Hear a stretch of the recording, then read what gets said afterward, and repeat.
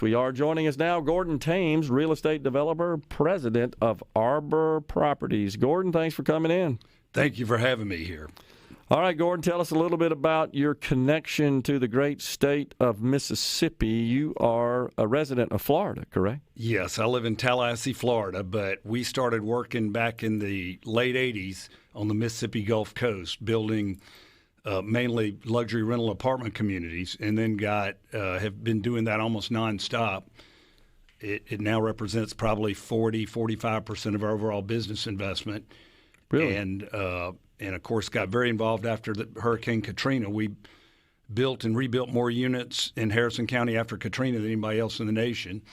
And, so we consider it a second home, really. It's like one of our company slogans on the shirt is where the living's easy. And I like to think I kind of got that here in Mississippi, because it's living on the coast is very nice, very easy pace of life. And I think that's why it's attractive. Yeah. And we like to go where people want to be. So you got a big project that you're working on right now on the coast, right? Tell us about that. We bought it financially failed, went into foreclosure. We bought the old Great Southern Golf Course, which I'm told was one of the 19 oldest golf courses in the country.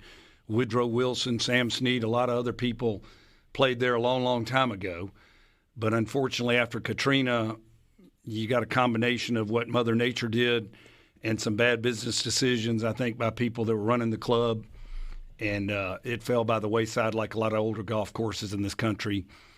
And so the opportunity presented itself. It's a beautiful piece of property. Sits right between Gulfport and Biloxi, about 1,100 feet right on the Gulf of Mexico. And in our game, we want to build where people want to be, and we think that's going to be a great spot. Well, it's a great location, obviously, right there on the beach, and would just be a fantastic development. And it's kind of sad to see that it's just been sitting idle for a while, right? Yes, and permitting is, even though I say where the living's easy, anytime you bring change, there are a lot of neighbors, sometimes they call them NIMBYs, whatever.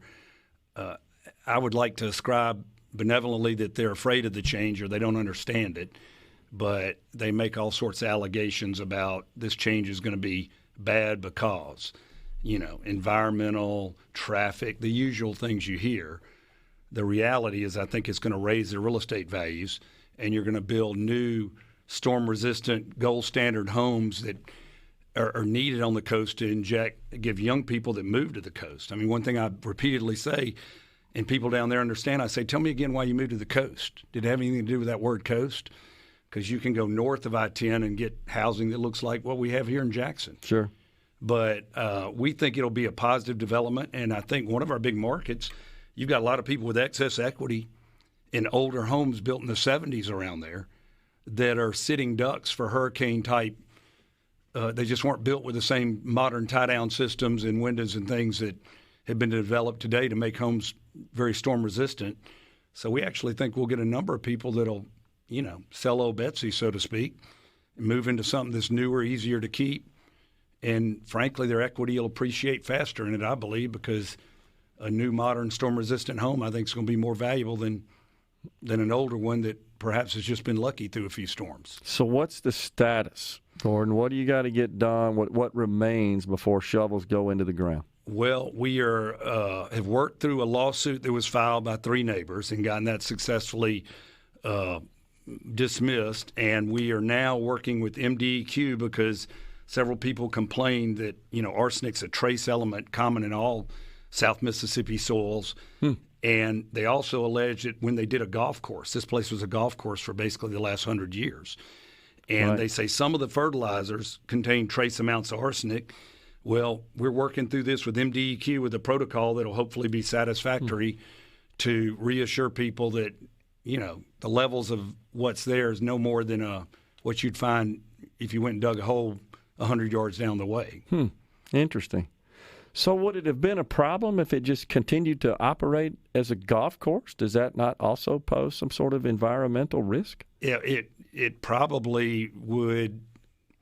Let me rephrase it this way. The neighbors had no problem with it when it was a golf course. Right. And several of them that got hostile and threatened to sue said, well, if you'll build homes on 3-acre lots, then I'll shut up and go away. So they don't in my view, it's not a real concern to you if all of a sudden you build $1 million home and it's not an issue. Yeah. But you're building a home real people can afford at $400,000, and they got their lip stuck out and don't like that idea.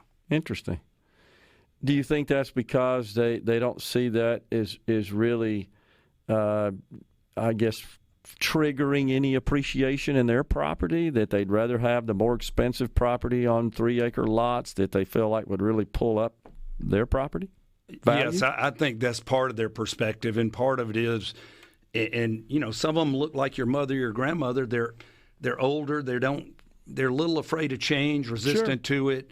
So I think you've got a mix of that with the property values, and then you have a few people that just want to tell you how to do it. So you got a room full of folks that have different agendas, but it's not unnatural because someone that owns a home is one of their bigger assets, so they're going to, in their mind, try to do what they can to protect the value of that asset, right?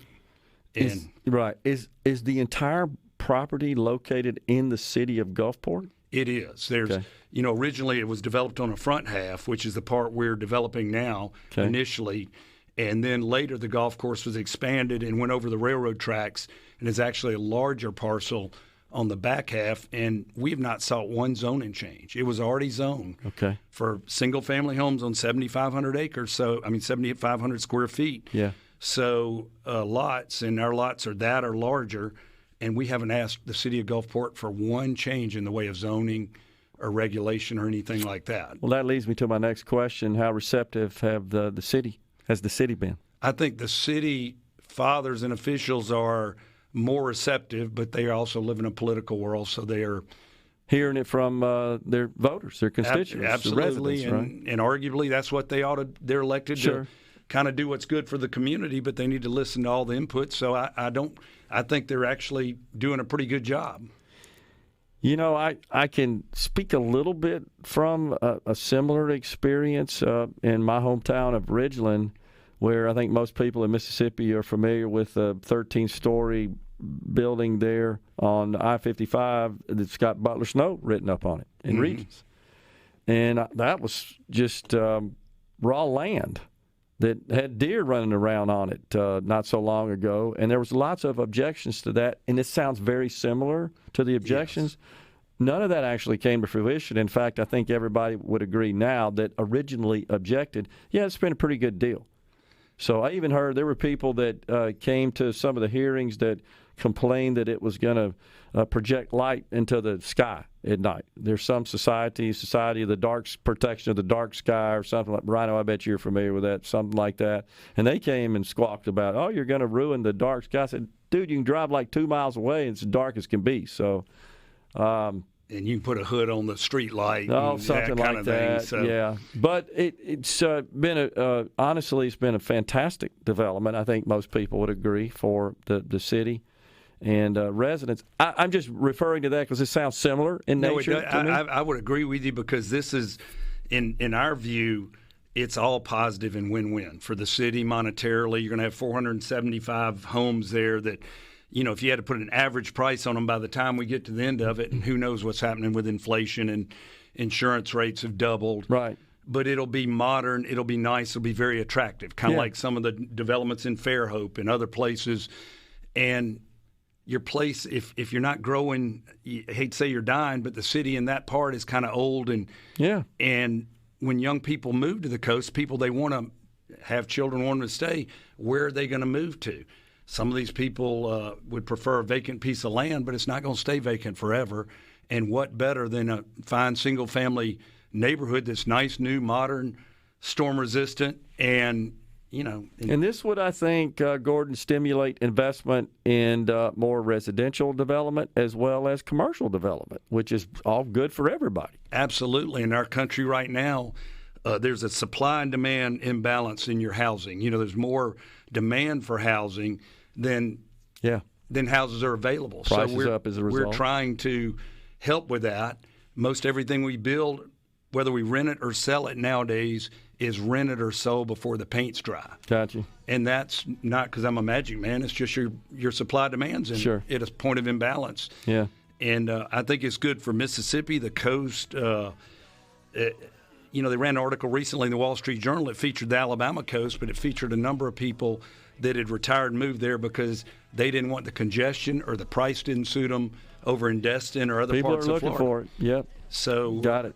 Gordon, appreciate you coming in. Thanks for the information. Good luck on the project. Well, thank you very much, and thanks for having me. Gordon Thames, real estate developer, president of Arbor Properties, has been our guest here on Middays in the Element Wealth Studios. Coming right